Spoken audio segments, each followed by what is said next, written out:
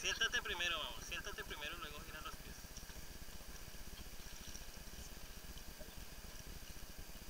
¿Listo?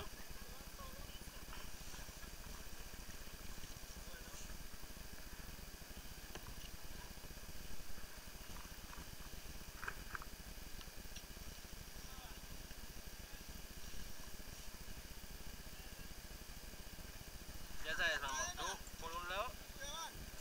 No, tú por el otro. Eso. Yo jalo.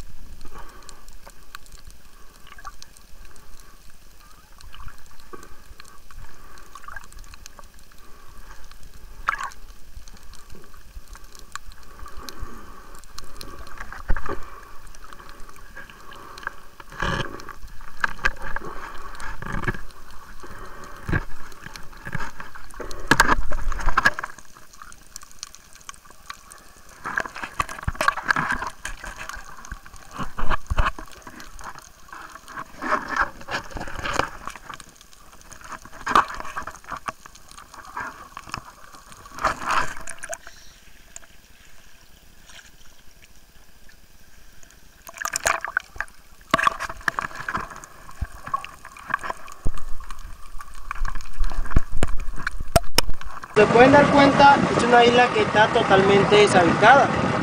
La habitan algunas veces los pescadores, que llegan acá, se aguantan 3 días, una semana, reúnen la pesca y regresan al pueblo para venderla. Isla Mangre es una de las islas que mejor arrecife tiene, por lo que está más alejada del continente. Es una isla que al estar sola le sirve como sala de maternidad a muchas aves, porque no va a haber nadie que las moleste.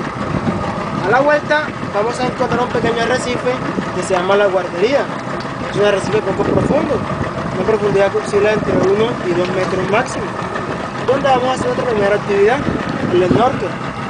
De pronto la persona que no pueda realizar la actividad aquí, la puede realizar en Isla Múcura. Estoy de compras. En la Isla Múcura. En la Isla Múcura con Leo. Entonces, Un amigo más. un amigo más artesano. Mire todas esas bellezas que hace, vea. Todas esas bellezas. Ojalá alguien lo apoyara, le vendiera todo esto en Bogotá, vea. En la capital. Sí. Nuestra capital. Donde lo